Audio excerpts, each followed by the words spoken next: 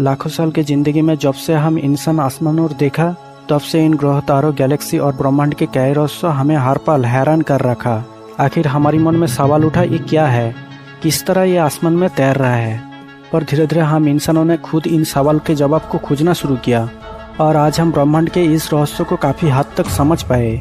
लेकिन ब्रह्मांड के बारे में इतनी कुछ समझ पाने के बावजूद भी हमारे पास सबसे बड़ी दिक्कत है हम सभी की जिंदगी, जो चाहकर भी इस ब्रह्मांड में हम लंबी समय तक जी नहीं सकते।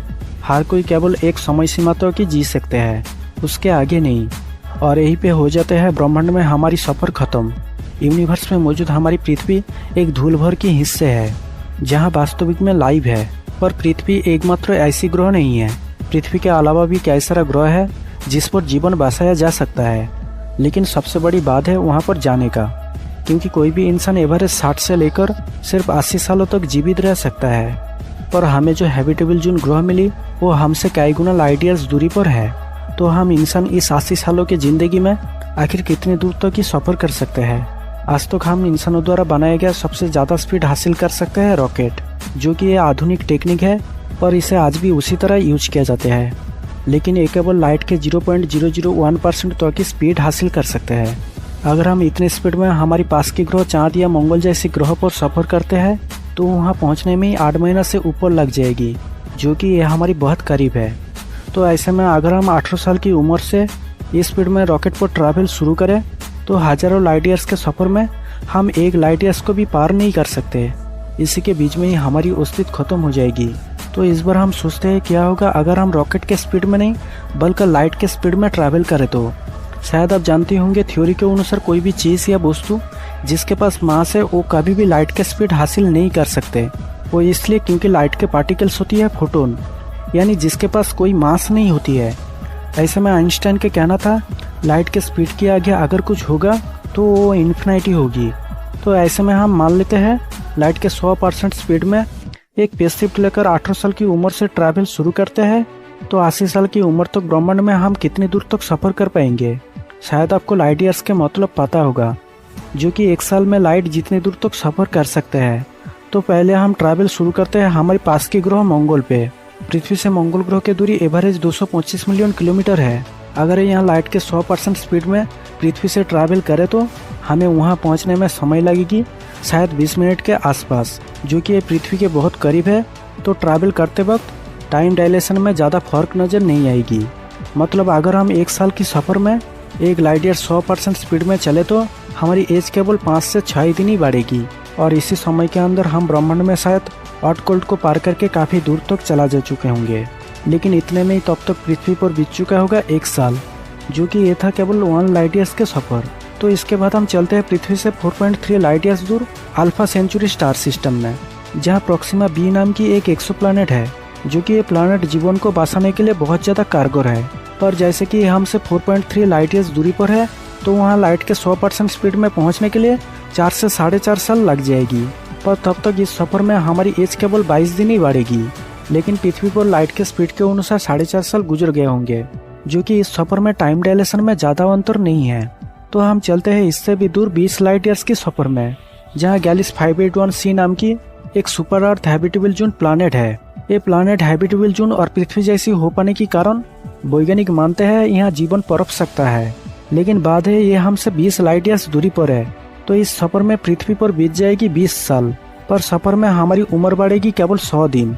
हालांकि हम कम समय में इस ग्रह पर पहुंच जाएंगे, लेकिन वहां से कोई मैसेज अगर पृथ्वी पर छोड़ते हैं तो उसे रिसीव करने के लिए 40 साल इंतजार करना पड़ेगी।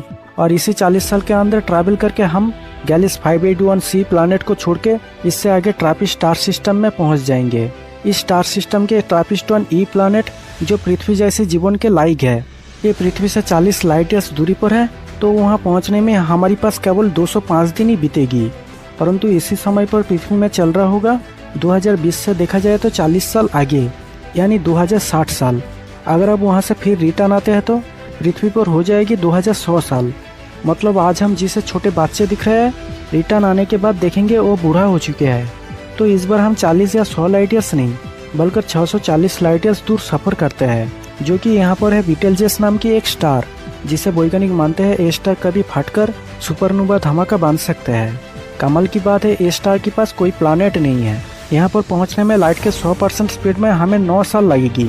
पर पृथ्वी की बात करें तो 2660 साल के दुनिया, यानी आज से 640 साल आगे।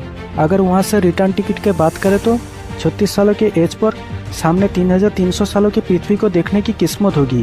तो जैसे कि 27 साल की एज में हम ब्रह्मांड में 640 लाइट ईयर्स दूर तक सफ़र कर चुके हैं लाइट के 100% स्पीड में, और भी हमें जाना है 80 सालों के जीवन काल तक।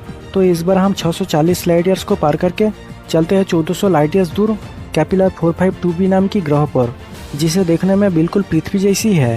वैज्ञानिक मानते हैं शायद यहाँ पर पृथ्वी के जैसी वातावरण होगा। किसी दिन अगर हम यहाँ जिंदगी बसाने के लिए आते हैं तो हमारे पास बीतेगी केवल 20 साल, पर पृथ्वी के लिए होगा 1400 साल। मतलब 2020 साल के अनुसार तब पृथ्वी पर होगी 3420 साल। वहाँ से रिटर्न आने पर हमारी एज होगी 58, यानी हमारे पास और भी काफ़ी समय है जीने के लिए। तो क्यों ना हम इस बार ट्रैवल करें 2400 लाइट ईयर्स दूर एक नेबुला में, जहाँ पर हर पल गैस के जरिए स्टार बनने लगते हैं। इस नेबुला को देखने में हाथी के सूर जैसी होने के कारण इसे एलिफेंट ट्रंक नेबुला कहा जाता है।